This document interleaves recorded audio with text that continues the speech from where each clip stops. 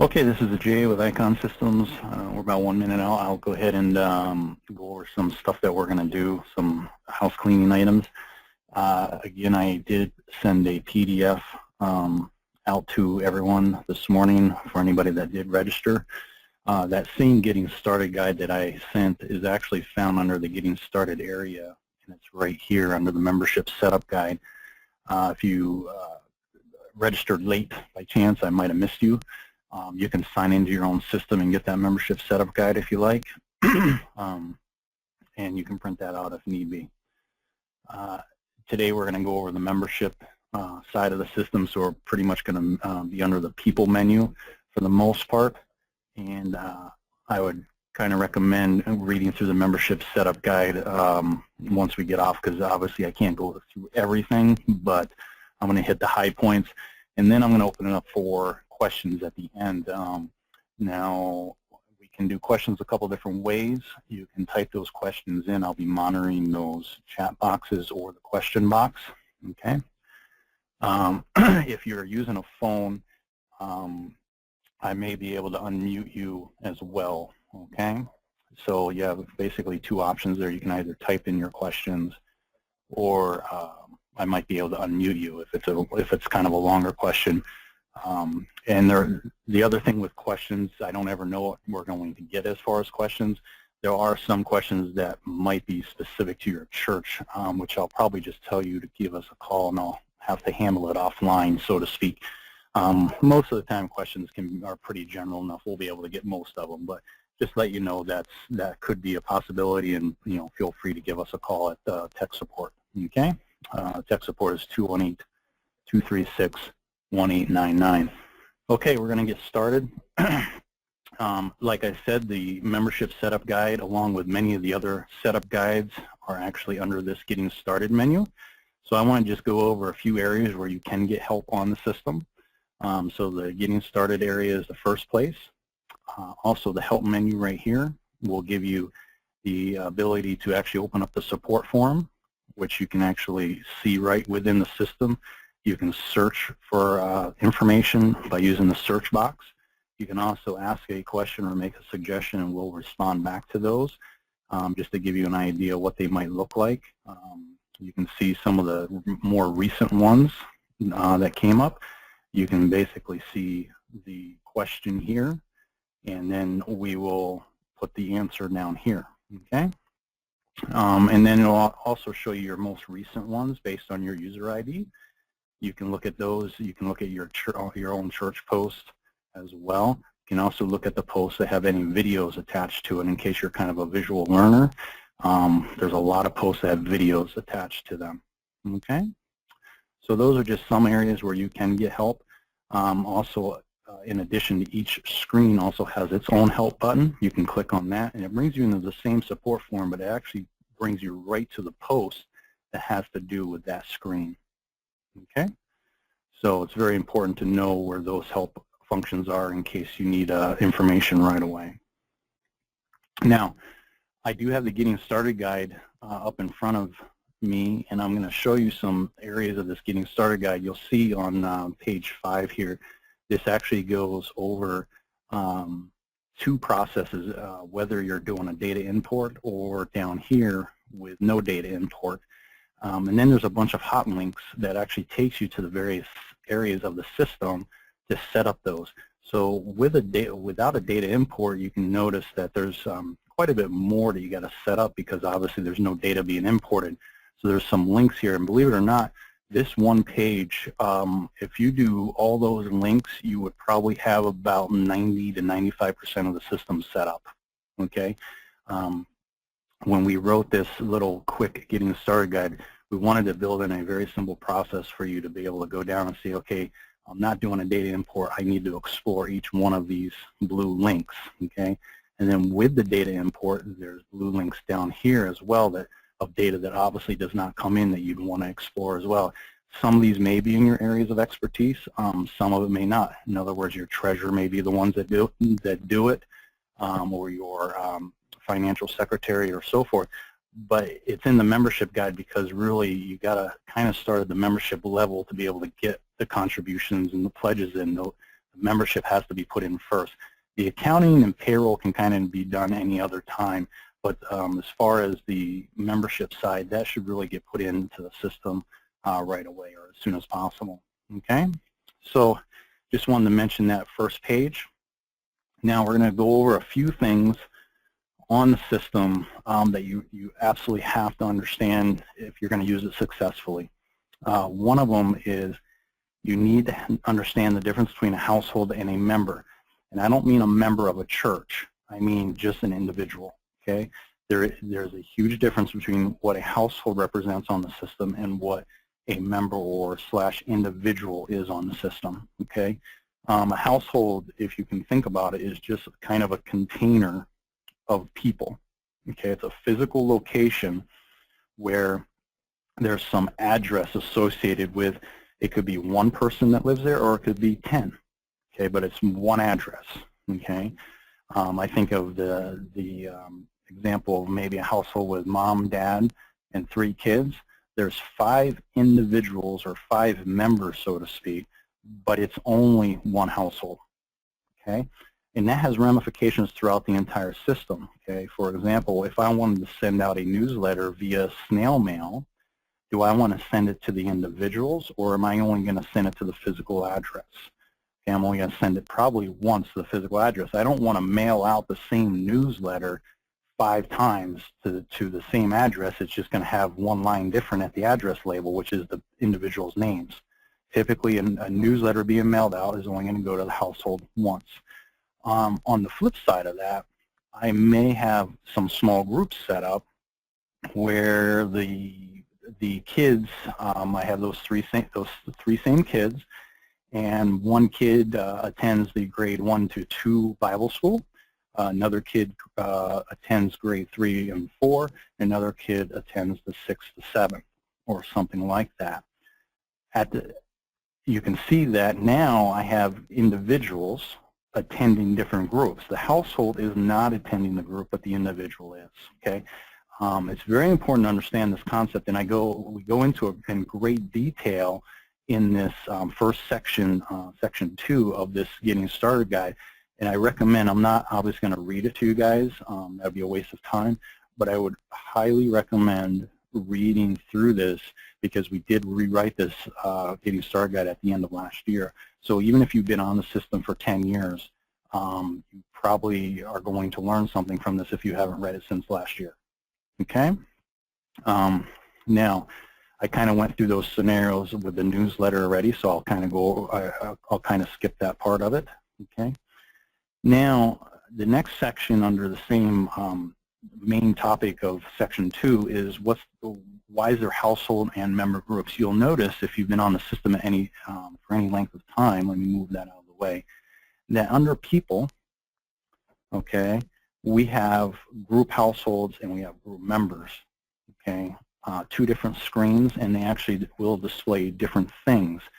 The reason we have those is it kind of goes back to that newsletter example. Is maybe you want to send out mailings, but you only want to send it out at the household level. So I want to send out some type of mailing to a group of households, but I only want to send that mailing out to one household. In other words, I don't want 2 or 3 of the same thing going out. So that's what a group household would be. Group member would be something like the Bible school example I used. In other words, I have all my Bible school groups, okay, and I have individual kids attending those groups, and therefore I can communicate to those kids via email or a personalized letter if I wanted to send it to them at their household. Okay, so that's where a group member would work better on the system, is if you're wanting to send out something individualized to a particular person of that household. Okay, so let me bring back my Getting Started guide here. And then what's the difference between groups and talents? We do see some confusion here. That's why we have a section dedicated to it. Groups are simply going to be, if you can think of the best way to think of it as small groups. a bunch of people learning the same thing together, okay, or they're doing the same activities together, okay. Talents, think of those kind of more along the line. I hear some churches call them spiritual gifts or just gifts. That's what talents are. There are things that people have told you that they're good at and that they're okay with you asking them to help out in those areas. And we do have a big example here about a lady going into a small group called maybe a Bible study, an 8:30 women's Bible study, but she also helps out as an usher. Okay, so she told the church, hey, I know, even though I'm in a Bible study group, right, I want to help out as an usher, or maybe she wants to help out at the bookstore as one of the attenders to make sure the books are being checked out correctly. Whatever the case may be, they're spiritual gifts. They are not a group. They don't meet regularly, so to speak, okay, like a small group does. You don't typically take attendance on people that have spiritual gifts. For example, if I have a spiritual gift of being a plumber, because that's kind of my trade, and I tell the church, hey, call me if your toilets are leaking. I'll come in and fix them for free. Do I actually meet regularly to discuss those issues? No, you're only going to call me when you need help, okay? So that's the big difference between those, okay? Then another thing I wanted to explain was the difference between group attendance and general attendance, okay? We actually have that on the system. The group attendance is under the group members area, okay? The general attendance, it has its own module within IconCMO, which is called attendance, or general attendance. There's a big difference. General attendance is typically done based on the entire congregation. In other words, you're taking attendance either by head count or by individual of people that attended your Sunday sermon or whenever you guys may meet. Okay. Group attendance is where I'm taking attendance for my small group. In other words, I want to know, did Johnny come to his grade 2 and 3 Bible school this weekend? That would be group attendance. The big difference between them from a user's perspective is the group attendance is only going to show you the people that are in that grade 2 and 3 Bible school group. Okay, they don't show you everybody because they're not everybody's part of grade 2 and 3 Bible school. General attendance will show you everybody, okay, for you to check people off, okay? Now, let me scroll down. I want to kind of go over some system stuff. Once we go over that, I believe we're going to probably fall into how do I do certain things, okay? After we'll discuss system, and then we're going to go over how do I run reports, and then we'll fall down into where we'll actually do some things on the system, okay? So system overview, I'm going to go over this area of the system by looking at it. It's called the organization and church membership area, okay? And if you're following along, this would be page 9 on the church guide, okay? In here is one of those areas that you typically will be setting up if you're new to the system. Once it's set up, most of the time you probably would not be making changes in here, okay? You're going to set your denomination up, okay? If you don't see your denomination, you can simply come over here and add that denomination to the system by just typing in the new denomination, simply by typing it in and clicking Save New, okay? And that denomination is now in there to select. Your ethnic origin, English and primary and secondary languages. What address label format is your typical general setting, okay? You may also at the household level have 2 fields that you will want to define. We also have special fields under the member area, which is under the Maintain Special Event Types button, okay? But let's just stay here for a minute. Then you can actually define your default city and your state, your zip code and area code. These help with data input if you're putting in a bunch of households. If you know most of your people come from a specific city, it would actually put those in for you every time you add someone, okay? Over here under the modify contents of a drop-down list, you can actually modify various different things, for example, status, relationship, countries, and so forth. These are probably the two that I see the most modifying on, is the status and the relationship. Status is simply, are they an active member, or what do you define, or how do you define your people as far as categories? Are they active members, shut-ins, friends, maybe businesses? Every church kind of has their own separate list of different types of categories for people, and you can add those in here. Okay. And then I can click in the maintain phone and email types. This is where I will go in and define as different cell phone or different phone types. One of them could be a cell phone, one of them could be a work phone, and then I have a landline as well. I do see some mistakes in here, or what I would consider a mistake. Some people will put in here a type called wife cell phone, husband cell phone, kids cell phone. I would probably recommend against that. You should just have one called cell phone, because if the phone number is attached to the person, you already know that's the wife. Okay, all you need to know is what her cell phone is. You don't need to maintain 15 different types of phones in here. Okay, same way with email addresses. Most of the time, if you get more than personal and work, you're probably going a little bit more than what you should be on the system. System will do it, but it's more maintaining for the church.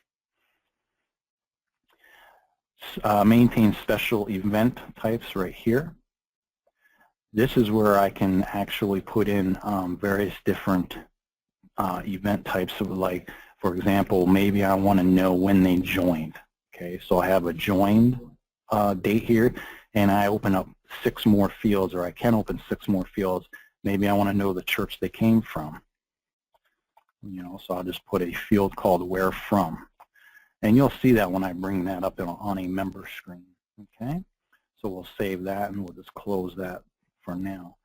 And that's pretty much it for the church membership area, the special events, the phone types, and the email types. And believe it or not, that drops you all the way down, if you're following along on your guide, down to 2.6, which is on page 13. Okay. So the 2.6 on page 13 now talks about running reports, exports, or graphs. So I'm going to run a graph real quick, and I want you to kind of look at how I run graphs, reports, and exports. And I think you're going to see all those screens are very similar in nature on how they work. Okay, so I'm going to go in here, and maybe I want to do household by status code. This is a graph. So I'm going to choose that one. I'm going to say I want to see everyone, and I'm just going to click Show Graph. And my Adobe needs to be activated. So now I have my graph. Here's my active. You can see the status code active, then active non-member, associate, delete, friend, and so forth. I can also look at it as a pie graph just by clicking that. And then I can print it if I want, save it as an image for maybe emailing later, or enable rotation. I want to do that for a minute so I can spin it around. And then I can actually enable slicing on it and actually move a few pieces out to show people a little bit better. Okay, so those are some things you can do on graphs. And you'll notice that we have graphs in by the 3 major areas of the system. Okay, I'm not going to go into these other ones because this is a membership webinar. Okay, but all of them run the same way. Okay. The other thing I'll note with graphs is you can probably give most people access to these if they're staff members, because there is no individual names that come up. In other words, you can even give them access prior to the contribution area if you want on the graph section, because they would not know who gave the money. These are very what I call top level reports. And so we take the individual names and the individual envelope numbers and the money that was given by individuals, and we kind of do a roll up onto these graphs, so none of that information is seen. Okay, and you probably disclose most of that information already to your congregation about how much money came in. Most churches do, to try to be transparent with that. So that's very typical in the graph area. I will say that in the report area, that is not the case. Okay, so you have to be very careful who you give access to in the report area, because individual stuff is seen in all report areas. Okay? So now, that was graphs. What if I wanted to run a household report, like a household list, very common report? I'm just going to choose everyone here. You'll notice, though, between the graphs and the household reports, the way they're ran is very similar. So I choose the report on the left, just like I did the graph. I come over, I choose my criteria on the right, and the only real big difference down here is I got show report instead of show graph. And then I can also do different things like PDF labels or put it to Excel and so forth. But the way the screen works is very similar across the entire system. Doesn't matter if it's an accounting graph, a contribution report, accounting report, anything. All of the reports and stuff work similar. So if you've mastered one report screen, you pretty much mastered all of them in the entire system. Okay, provided you have access to them. So if I click Show Report. Here's the PDF report. I'll just kind of blow it up for you. Okay. And when I look at this, I can see, last, first name, phone number, address, city, state, zip code, and I can scroll down through it. I can also, if I close that, I can also send it to Excel if I wanted to, just by changing that option, and it's going to open it up in Excel. Okay, so now I can remove things. If I want to remove a particular column, I can do that because Excel allows me to. Okay. PDF labels. You'll notice that this report actually has a yes next to it. That means labels can be done out of it. Okay. There are reports in various parts of the system that allow you to do labels. So you can do PDF labels just by choosing that option. When I click Show Report, you'll notice that the screen changes because it's asking what the first label position is. There's many times that the church has excess label sheets and they're partially used. Well, those label sheets cost money, right? So if you have a half sheet labels, you can basically, you know what, start my label position down here and click Print, and you'll notice that there's no labels up here. Okay, they start down here. Okay, and if I scroll down, everything else is filled then. Okay. Now, that pretty much probably covers reports under the user guide 2.6, and I'm going to basically go down into section 3. And if you look at the Getting Started guide, I have a section called How Do I, and it has periods after this, because typically that's questions that people have is, how do I do this? How do I do that? And I've listed several examples of different things that people are wanting to know. Obviously, it's not an exhaustive list. It's kind of impossible to do one of those lists. However, that's why I try to point people to the support forum or call our tech support. Or you can also read the entire manual here as well. Okay, if you're one of those types of people that likes to read. So I'm just going to kind of go into some of these how do I things and kind of show you how do you do those. The first one is, how do I add a single person household or family? The first step is, again, you got to keep in mind you got a household section and you got a member section, going back to that concept of household and members. Before you can add members, you always have to start with a household. Okay, the household is the container. Okay, think of it this way. You can't put a pot of spaghetti sauce in the fridge if you don't have the Tupperware container to put it in. Okay, you need the Tupperware container first. Okay, so here we go. We're going to add the container. We're going to say Add New Household. Okay, and then we're going to call this family Jared and Mary Bars. Okay. And you'll notice that because of my system settings, I already filled in the city and state and zip code. You notice I did not type anything in there. Okay, that was all filled in for me. Okay, and I'm going to put in an area code of 218-999-5656. Email. Okay, now there's a lot of things on here that I'm not pointing out, which I'm going to go over right now. Phone unlisted, I can unlist this phone number so it doesn't come up on directories. That's all that does. You can still see it on the system, obviously. Same way with the email, okay? Now, they could opt out of that email as well, so they don't get any email. And then your include in directory should always be checked if you expect them to show up in the directory. That is a common mistake I see. People will call up and ask, why are these people not showing up in the directory although they're active? Because we have this include in directory. We wanted to be able to have people that are active, members of the church, but they may not be included in the directory for reasons. I'm sure many of you can probably think of some of those reasons why people don't want their information disseminated across the entire congregation. Okay, I'm going to put in the mailing address, whatever that is, and I'm going to click Save, and you'll notice that the system will actually make me my 2 member records, Jared and Mary. However, they have kids, which we'll add in after I save this record. You're going to see those family members pop in right here. Okay, so I'm going to click Save. And you'll notice Jared and Mary automatically get populated for their member records. Okay. Now I have made my container. That is finished. Okay. I can modify this container anytime. Maybe I figure out what their mailing address is, and I put in their mailing address now. Okay. And I can click Modify and Save. I can email them individually if I want at the household email, or I can actually email them underneath the family members once I put those emails in. Okay. So I see a lot of information here. I can also go to more information, and remember those user-defined fields at the household level, the roster number. Maybe they came from a different congregation, the roster number was that. Okay, I would just simply click that.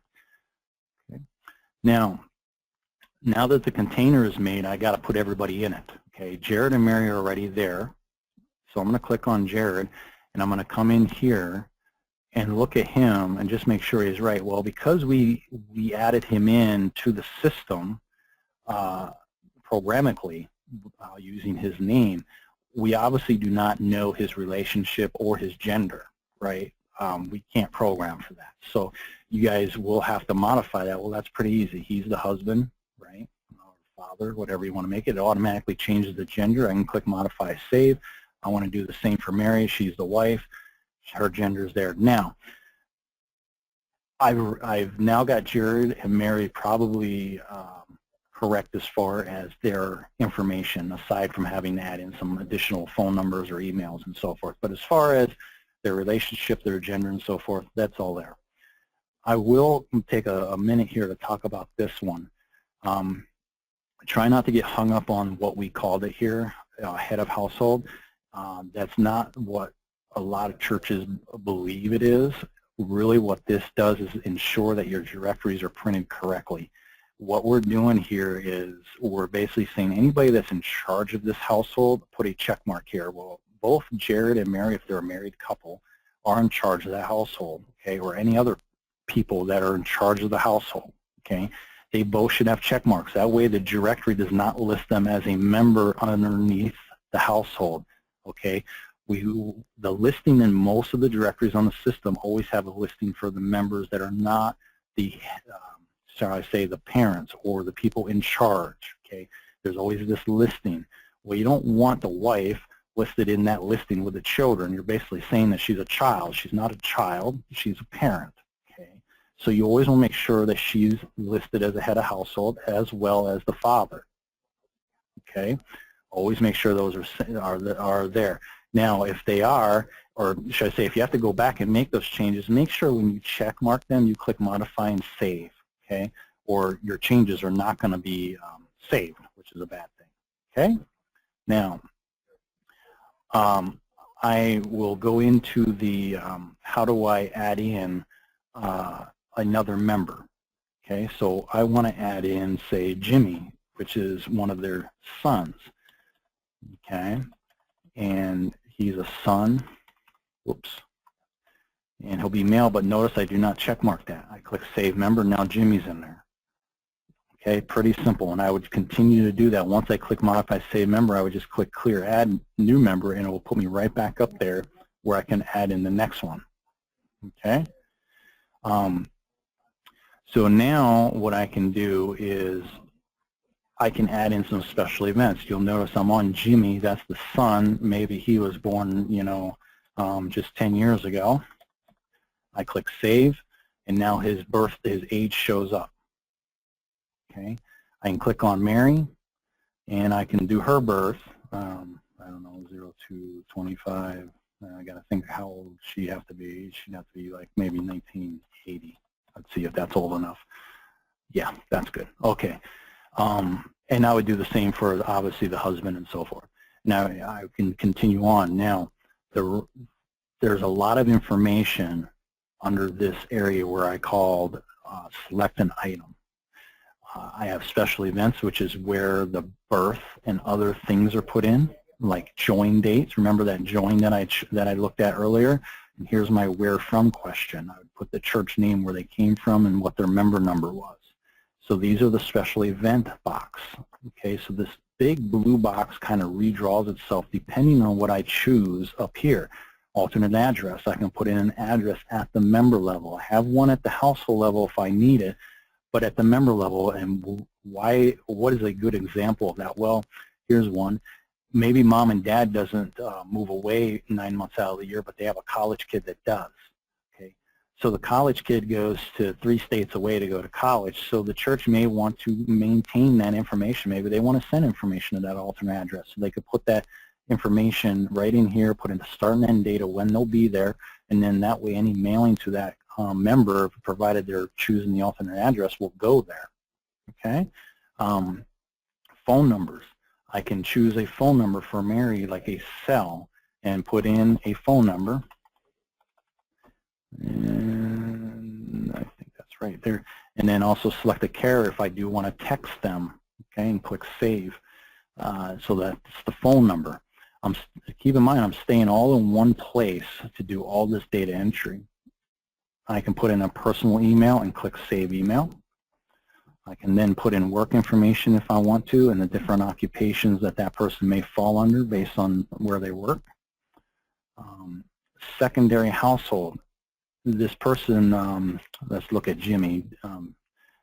Jimmy may actually belong, or should I say, may have from a different household because his previous parents divorced. Okay, let's just say Jared and Jimmy are father and son, and Mary is his stepmother, right? So obviously Jimmy came from a previous marriage, so maybe he also belongs under William and Liz Audette. I can click Save Changes, and the nice thing about this is we actually made a programming change under groups, where if you do households and say William and Liz are head of households, both of them, it will also look at Jimmy in this primary household and email them any contact emails that you've sent to the Jared and Mary household as well. Okay, so it's pretty nice that way. You don't have to have different groups doing that. So the secondary household member transfer. Okay, maybe we want to transfer Jimmy over to William Audette. Well, we can certainly do that. Where did they go now? Right here. I can click Transfer Members, and that member is now transferred, and he is in William and Liz Audette's. Okay. And then I can also, oh, Jimmy's not there anymore. I can also look at groups. So now let's look under Mary, the Mary record. And for groups, you'll notice she is not listed under any. So I'm going to put her in, maybe she's part of the music ministry, and she's in the church choir. Okay, I can put her, I can do the same thing over under church, under group members as well. But sometimes it's easier if you're already under the member record to do it here. Okay, the same thing with talents. I can put her, maybe she's part of the hospitality team and she's an usher, and I can add that talent to her. She's also, by trade, she's a plumber. Okay, and she told the church, hey, if you need plumbing, go ahead and call me. I can come in and do those types of things. Okay. So those are just some different things that you can do from the member screen. You can also look at the general attendance. We obviously have not put any attendance in for her, but you could see the last time she attended. Okay. Now, how do I add in someone that's just a single person? In other words, they have no kids or anything, they just live by themselves. I'm going to click Clear Add New, and that puts me into a new household record. And I'm going to type in Sally Simple. Okay, I know that's a weird name, but and the container, or should I say the household, works the same way. Okay, whether it's a single person or married, aside from putting in the additional person's name. I'm going to click Save, and Sally has a member record automatically put in. At this point, she is done, provided I have any emails or phone numbers. But as far as the member record, she's in there. She's got a single female. We'll keep her there, and we'll click Modify Save, and that's all I have to do. Okay. She's going to be head of household because obviously she's in charge of herself. Okay, very simple way to name or to think of that. Okay. Now I'm going to scroll down through my user guide, and just to bring that over here to kind of see what's going on. We kind of went over how those people get added. We also have a link to a video. Add a family picture for the pictorial directory. Well, that's pretty simple. If we go out to the household, if you see this little gray guy, that means there's no picture for the pictorial directory. Okay. So if we upload a picture for them, we would just basically click Browse, and we would find a picture. For example, this one. I know this isn't a picture of a person, but we would click Save Picture, and it's going to hopefully resize it for me. I know that picture is pretty large, and it looks like it did. So if I go to Sally, go back to you can see that the picture is in there. Okay, so I uploaded it. Pretty simple. We went through how to add an individual already. Okay, but say we wanted to add someone, maybe a family's been on the system and they have a newborn baby that just came into the world. Okay, so let's just add an individual. So we go out to the household list. We want to find the household that this baby belongs to. Okay, and let's say, what was the person's name? The Bars. They got a new family member, should I say. I can basically just click Add View Members, and we'll call this person Newborn Bars. Okay, and it's a daughter, female, not a head of household, and that's all there is to adding an individual. Pretty easy once you already have the household in there. Okay, and add, update, or delete individuals' information. I think we went over the add and we went over the update. Let's go over to delete.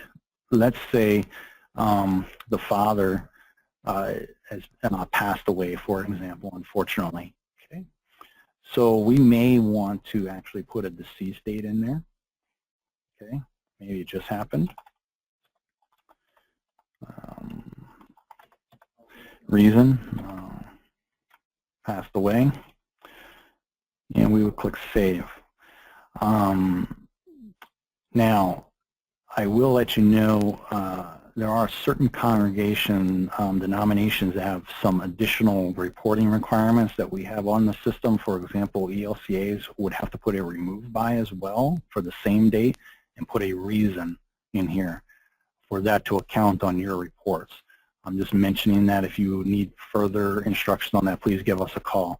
I'm trying to make this webinar a very general webinar, but I do want to let people know that there are some additional reports for some denominations out there. Okay. So now he's passed away, and we're going to put him in there.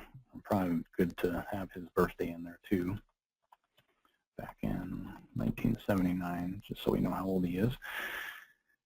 What we would probably want to do here is, since we added his deceased and so forth, special event, we would just simply click delete member. Now this might appear weird to users on the system, but you're really not deleting them if you answer the questions appropriately. Okay, so when you click on delete member, you're going to say, are you sure you want to delete this member? You're going to say, okay. You always get this question whenever you delete a member at the member level or at the household level. You could delete a whole household. I'll go through that in a minute. You always get a question, do you want to send archives? You should always answer yes to this. I tell people whenever you see the word archives on it and it's asking you a question, say yes to it unless you absolutely know for sure you made a huge mistake on the system. Okay? So say yes. What's the reason for archiving? Passed away, or whatever you want to put in there, transferred away and so forth. And you click OK. And now Mary and the newborn are the only ones remaining. Okay? So now let's say the whole household transferred away. Okay, Mary's not coming anymore, obviously the newborn isn't. We would want to probably change the household record around a little bit because Jared is already moved away, right? We want to modify and save that. But we do want to delete these guys as well because they transferred away, and I want the information to stay in archives. Okay, keep in mind that in archives, IconCMO doesn't price on the archives as far as your price per year or per month, however you're set up with us. So you always want to move people to archives to keep your database clean. Okay. Now I would basically click on the delete button here at the household level. It says, are you sure you want to delete this household? Again, I get this question with this archive message on it. Always say yes. And they transferred, you know, to a different church. Okay? I say okay, and the whole household is now removed. If I come over to archives and I look under, there's bars right there. I don't even have to go anywhere. Okay? Now if I click on this one, you'll notice that the archive common has passed away. He was archived on this date. I have all the information, all the household information. I can even unarchive him, although in his case that wouldn't work. But Mary, maybe Mary comes back 10 years from now. I could unarchive her, and it says, do you want to recreate the original household? Say yes, and it's archived unarchived successfully, and her newborn came with her, and I'm going to unarchive that person. And you'll notice that I don't even get the question anymore because it already has the household to plop those two into. Okay. So that's how you add, update, or delete. Just for people that are following along, I'm down on page about 21 right now. I'm probably going to 22. How do you add notes to an individual? That's pretty simple. I can add notes by going into the member list.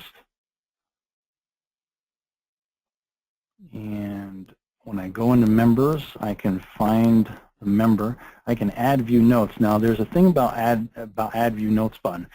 If there is already notes, as is in this case, okay, this button here will say add/view notes. Okay, if it just says add notes, that's because there's no notes there.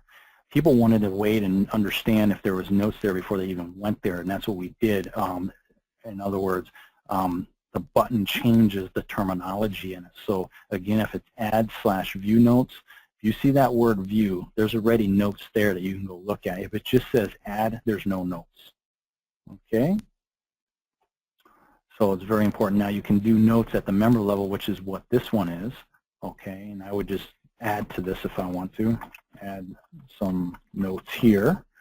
Now I would just click Save Notes.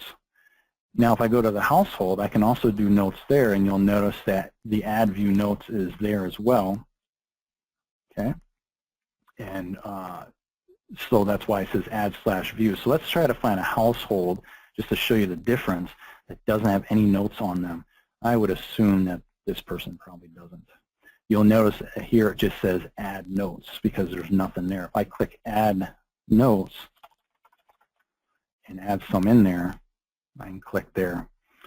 And when I come in here again, what's this guy's name? Bathman. Okay. So if I click Bathman, and you'll see now it says Add/View Notes. Okay. So that's how you do notes at both levels. I just showed you how to handle a deceased person. So that was 3.6 on how to do that. Again, as this documentation shows, there is 2 parts to this sometimes. So I'm going to go into the second part that I didn't go over. We deleted a member at the member level, okay, which was Jared. But we didn't address the issue where, say the last remaining person was in the household and they finally have passed away. So let's find someone that's just one person. This might take a little bit of doing. Let's find one with, let's just remove these people here real quick. Yes, actually cancel, delete. I'm going to say this is one part you don't want to listen to or look at what I'm doing here. I'm just going to remove them completely from the system here. Okay, so we're going to get the household right as if this person was the last remaining person.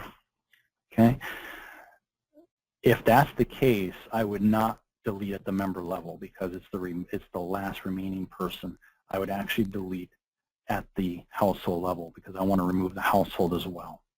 So I'm going to click delete. It's just saying I contributed money in 2010. Okay.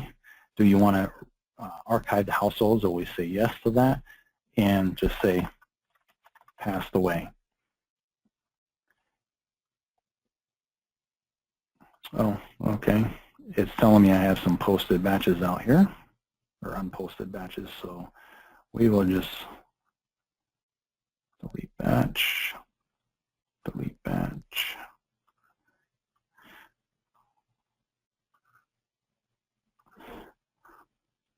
This wasn't part of the presentation, but we'll just get rid of these. Delete batch. Okay, so now it'll allow me to do that. I want to say yes there.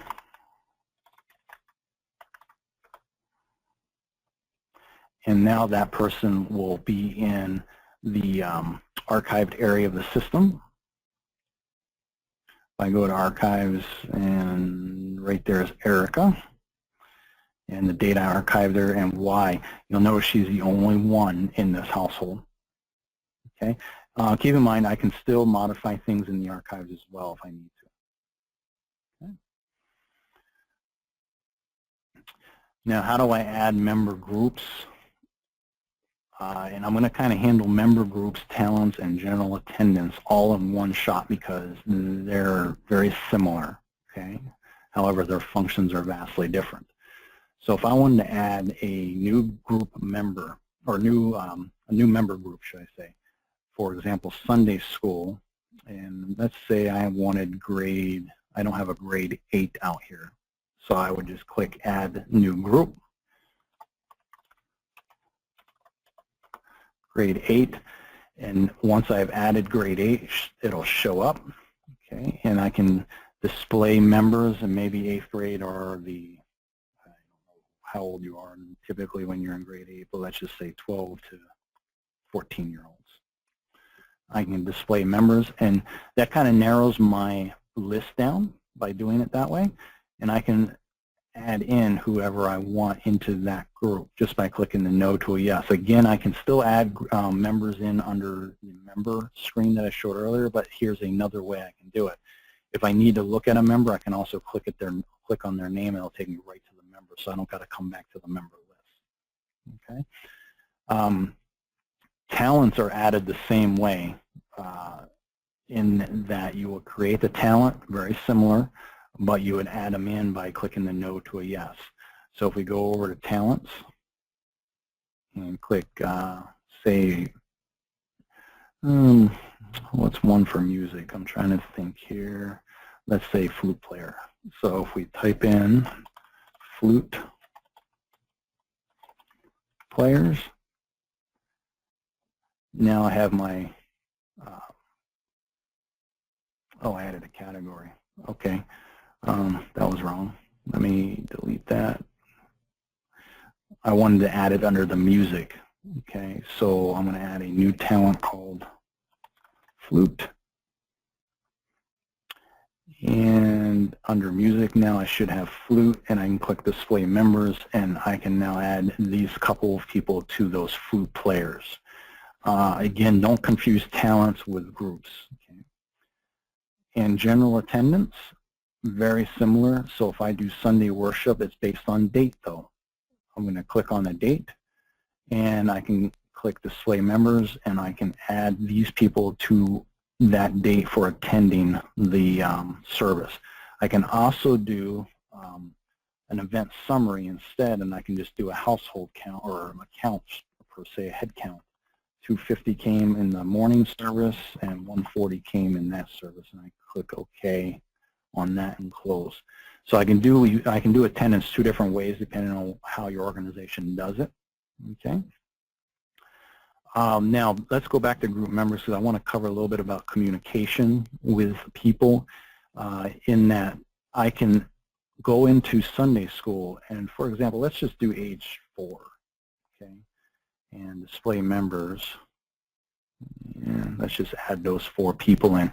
If I go into group email, and I could use the preferred emails for those people, or because this is age 4, I could send the head of households. Okay, this is where the head of households comes into play as well, not just in the directories, but also in communication.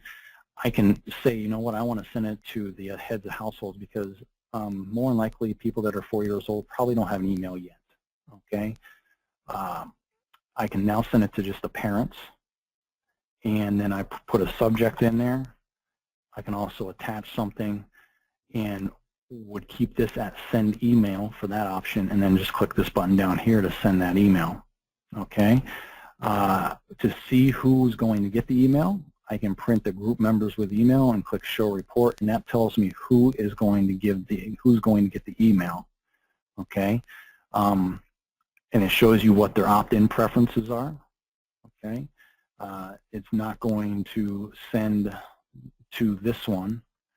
More than likely right here, the reason it's not going to send to this one is this person has 2 emails assigned to them. Okay, it's going to send to this first one. Okay, we don't want to send it to them again. Okay, same way with James. James has probably 2 email addresses. More than likely it's because he has a work and a personal email. Okay, it will also send to a secondary household if that person, like one of those kids, were part of a secondary household. Okay. And let me think here. That was communication. Let me just make sure I got all my how. I showed you how to transfer and how to add talents and assign members to those talents as well. Okay, so that pretty much finishes up all the how-to stuff. I do have a few questions sitting out here, and I'll try to accomplish those. Okay. What is the proper way to have more than one email address as a household email address? The best way is I would probably not have them at the household level. More than likely, I would not put 2 in here. The field will only, you can put more than 1 in here, but we're only going to look at 1. It's not programmed that way. So the best way to do it is to actually have, here's a household that has 2 people in it. I would actually put the phone number or the email under both of those people, under Chelsea and under Arlandia. Put an email under both of them. Okay, that's the best way to do it.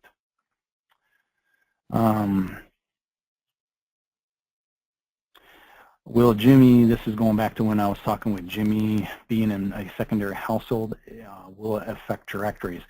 It depends on which directory you run. I believe the one directory, there's some that actually will state that they will do it. For example, right here, this one will do secondary household. Most people prefer this one because it's visually appealing, and I believe this one will actually right there, print secondary households. That option has to be selected. Okay. Can archive report be sorted by date or this year only? Archive report, if you go under member reports, you go to archive list, and you can sort by name in there as well. Archive list with the reason will actually give you the reason, so that might work better for your question. Okay. Any chance IconCMO will be compatible with MailChimp for email list? Not currently. We're not looking into doing development on that side yet. We're actually working on something pretty vast right now that's taking up a lot of our programming resources. Okay. Once the household is archived, can you print labels for them? No, you can't print labels for, well, let me take that back. Actually, you can, but only for the people in archives. Right here, you'll see it where it says yes. Therefore, I can do labels down here. I can click Show Report, Print, and those will be all my archive people. But they will not show up in the label area of the regular, should I say, the regular people on your system. The reason is because they're in archives. That's a historical thing. But there are times where you may want to do a mailing to them once a year or something like that. Okay. Someone had a question about how to cross-reference different names when the household has different names. This can get a little complex. So let me kind of go into one, and hopefully I can think through a scenario. And there's different ways to set this up, so I'll kind of put that out there as a disclaimer. But if I have John and say Millie, and John's last name is, let's say, Anderson, but Millie's last name is Smith. Okay, that's how I would typically put them in there, P.O. Box. Here's the issue: is we can't programmatically figure out their member records because obviously there's a lot going on here. We don't know if this is all one. We don't know if the parentheses are in there for a reason. Some people will do this. They'll actually do a dash, you know, so it just depends on how you want to do it. So let's just go with one scenario. If I click Save, it did make my John and Millie, okay? You could put Anderson and Smith if you want. I do see a question about that. You could do this if you wanted to. Whoops. Modify and save. Now here's the thing is John has the Anderson. So we're going to have to basically fix his member record along with Millie's. Okay. Okay, we'd obviously fix his other stuff like I said before. Okay. Now Millie, we're going to basically remove Anderson. Okay. Now, here's the thing: is the way the directory, the way the directory would want to work is I would want to see, most of the time when this happens, I want to see that they show up in both areas, once under Smith and once under Anderson. Okay. Now, here's how the system will work. First, it's going to come in and it's going to pull the household. It's going to say, okay, John and Millie, Anderson, and Smith. It's going to record this name here, and it's going to look at the include in directory. It says, yes, include in directory. Okay, so I'm kind of walking you through the logic, so to speak, and hopefully I get it all right because there's a lot of things going on here. So it's going to say include in directory, yes. But then what it's going to do is if you choose the directory, let me go back to the reports for a minute.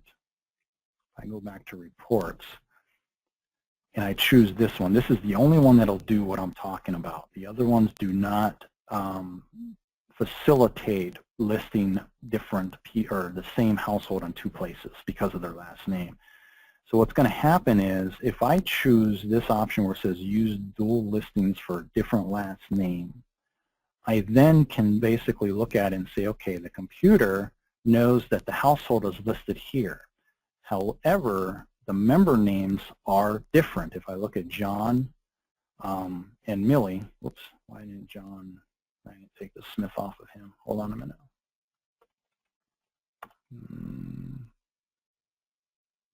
Oh, I already have a John Anderson. Okay, that's fine. Let me go to household here for a minute.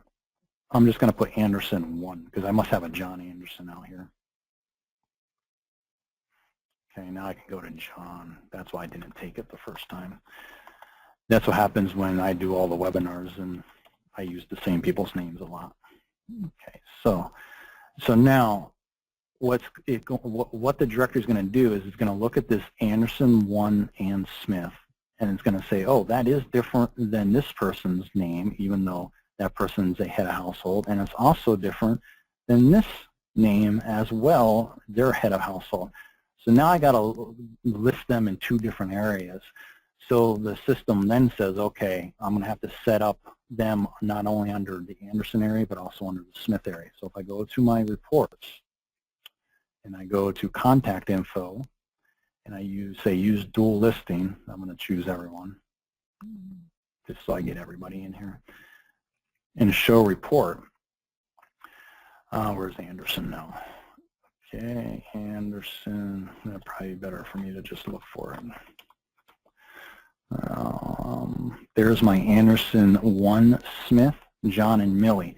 So here's the first listing, and the reason I don't see any other information, I didn't put any phone numbers or emails in, so that's why you're not seeing any of this stuff. The other thing I'll note is, notice how, let me look here at how these people, Candace and them, are all members, and you'll notice how they're listed with all their information. We obviously don't have that information under them. However, if I go now down to Millie, I'm just going to look for Millie because I know that's unique. Millie also has an entry. I thought it was unique. Maybe not. There's Smith Millie right there. So now Millie's being listed as well for the Smith household, okay, under the SM area of the directory. So that's how you can handle names that are different. Now here's the thing. When you're on the system, they're still going to come up underneath Anderson 1 and Smith when you're looking at a household list right here. But directory-wise, if you do it right, you should be able to pull or put them in the right areas, okay? And there is a question, why is Millie Smith listed as an individual, not part of a couple as John Anderson? I believe that's because John came first. If I actually use this option, there's a couple different options in here. It might do a little bit differently here. Let's look for Millie here. Sometimes it's easy. So here, John and Millie, they put Smith in brackets. Okay. Let me look at what's the next one coming in. And there, this one here puts John Anderson 1 in the brackets, so you know that that's the couple. Okay. That one I kind of like a little bit better when you want both of them listed kind of similarly. Okay, but just in reverse order. Okay, and that was done under this build names. These 2 are probably the 2 that you want to kind of look at. Okay. Okay, I don't see any other questions. I thank you for your time today. Hopefully you're able to follow along with it. Please let us know any feedback that you like. You can send that to our support email address, support@IconCMO.com. Or if you have questions on anything on the system, please give us a call, 218-236-1899, and we'll go ahead and entertain those questions at that time. Okay? Thank you. Have a great day.